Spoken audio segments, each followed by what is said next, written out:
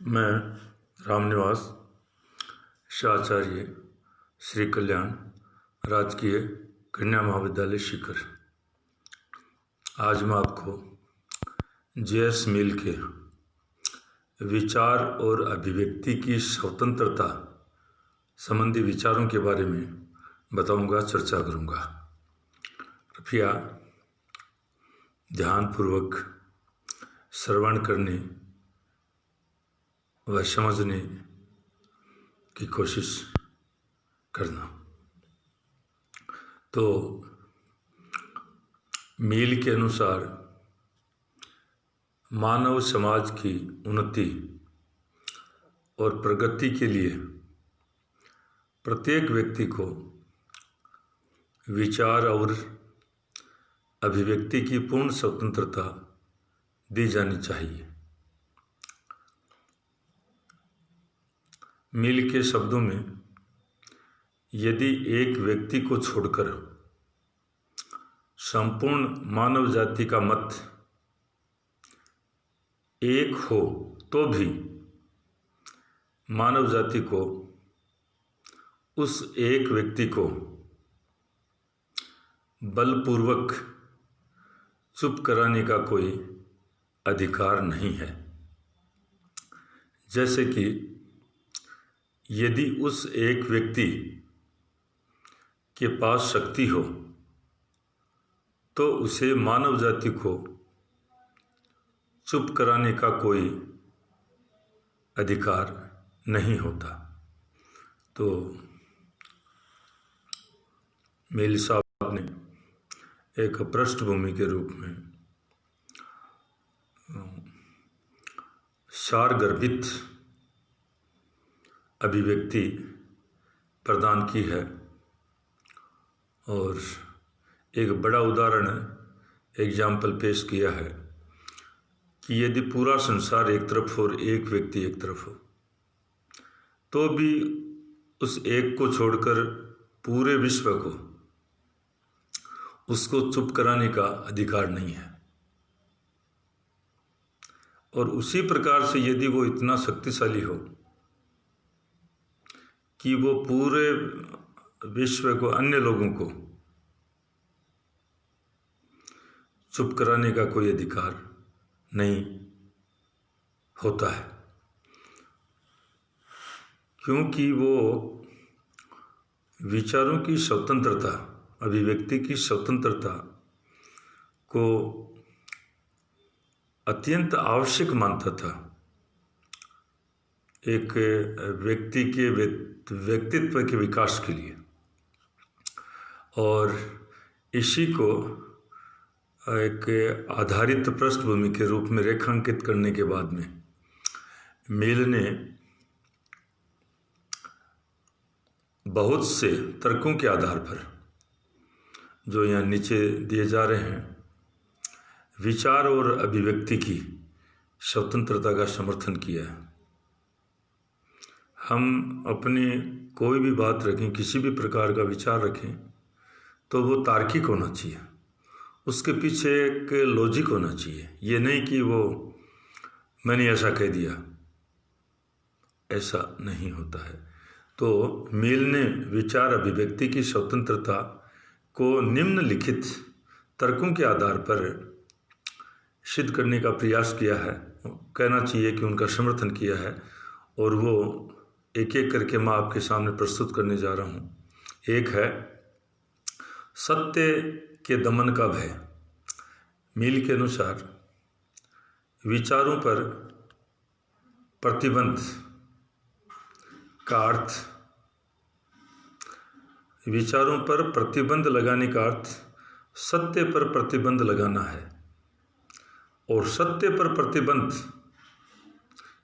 का अर्थ समाज की उपयोगिता का दमन करना है। वस्तुतः है प्रत्येक विचार या मत में सत्य का अंश विद्यमान रहता है। तो आप किसी के विचार या अभिव्यक्ति पर प्रतिबंध लगाओगे तो उसका सीधा अर्थ है कि सत्य का विरोध कर रहे हो, आप सत्य पर प्रतिबंध लगा रहे हो, अंकुश लगा रहे हो। और सत्य पर ही प्रतिबंध लगाने का मतलब उस समाज का,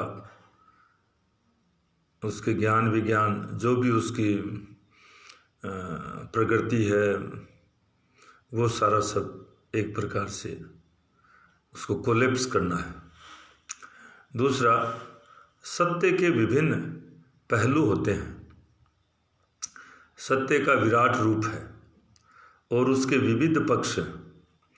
सत्य की खोज में मनुष्य की स्थिति अंधों जैसी है।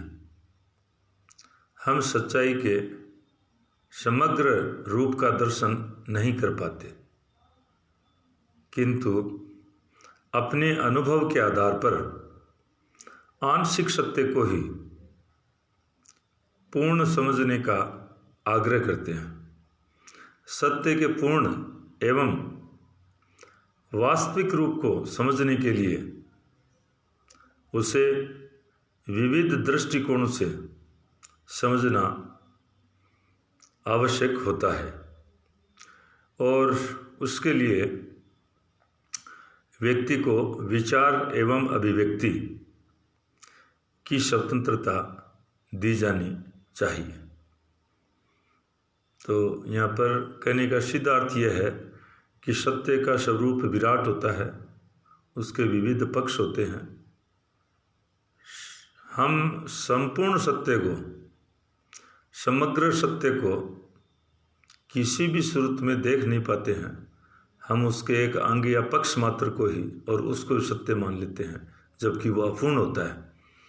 तो हम आंशिक सत्य को ही पूर्ण सत्य समझने का आग्रह करते हैं।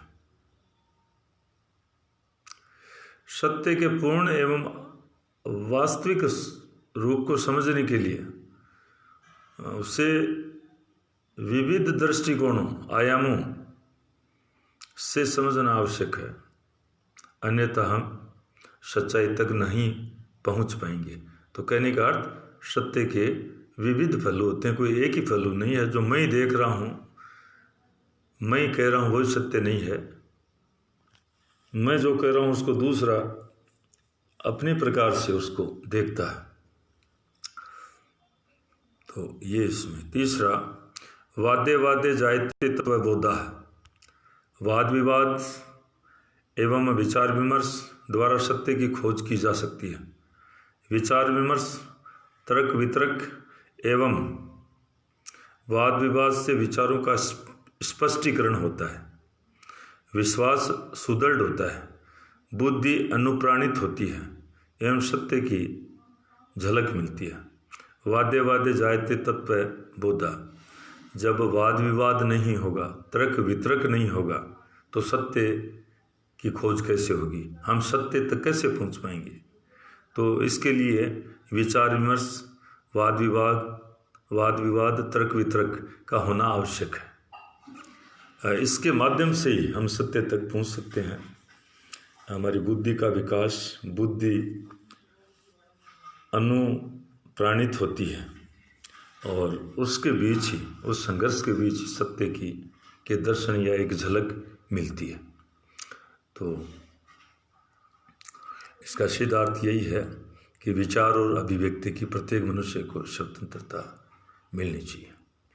चौथा, समाज के उत्थान के लिए मील के अनुसार सामान्यतः समाज परंपरावादी एवं रूढ़िवादी होता है। वह नए विचार सुनना पसंद ही नहीं करता, जबकि समाज सुधारक समाज में प्रचलित रूढ़िवादी विचारों, रीति रिवाजों और परंपराओं को बदल देना चाहते हैं। पर परिवर्तन मात्र विचार एवं अभिव्यक्ति की स्वतंत्रता से ही आ सकता है। ये जो विचार अभिव्यक्ति की जो स्वतंत्रता की बात है, वो क्यों आवश्यक है? क्योंकि उसके बिना समाज का उत्थान और विकास नहीं हो पाता है। तो जितने भी जो समाज सुधारक हुए हैं, उन्होंने जो समाज में प्रचलित रूढ़िवादिता है, पुरानी जिनका अब कोई महत्व नहीं है, रीति रिवाज हैं, उनको बदलना चाहते थे वो। तो परिवर्तन, ये जो परिवर्तन है वो परिवर्तन विचार और अभिव्यक्ति की स्वतंत्रता के माध्यम से ही आ सकता है। अन्य कोई उसके आने का कोई रास्ता नहीं हो सकता। तो ये इसके लिए भी अति आवश्यक है। इतिहास द्वारा समर्थन। मिल का कहना है कि इतिहास भी स्वतंत्रता के पक्ष में अपना समर्थन प्रदान करता है।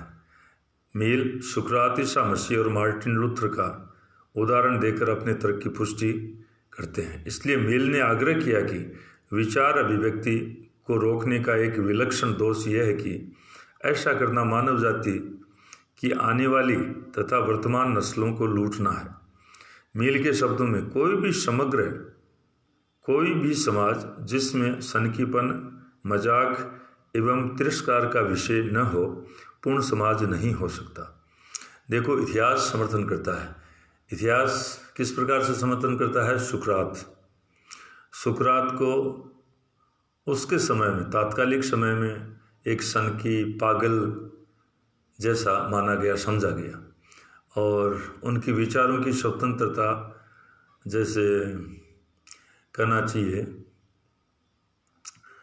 कि उन्होंने जो कहा, तात्कालिक समाज ने उनके कहे हुए शब्दों को ठीक नहीं समझा, खिलाफ माना और उनको विषपान करने के लिए मजबूर किया। और इसी प्रकार से ईसा मसीह को भी उस तात्कालिक समाज ने समझने में भूल की।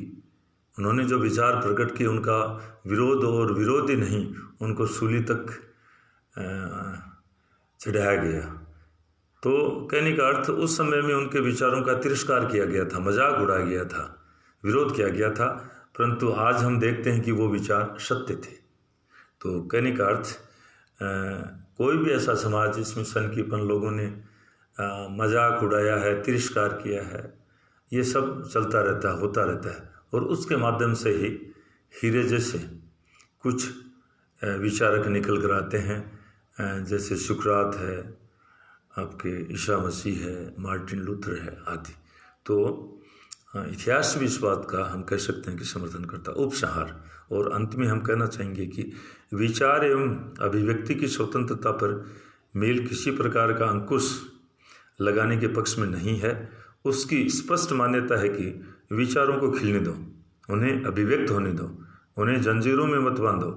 विचार मानव समाज के विकास, उसके उत्थान के आवश्यक प्रेरणा स्रोत है। तो इस प्रकार से आज मैंने ये आपके सबके सहयोग से विचारों का आपकी और मेरे बीच में आदान प्रदान हुआ, संप्रेषण हुआ, और आपने ध्यानपूर्वक सुना, अधिगम किया।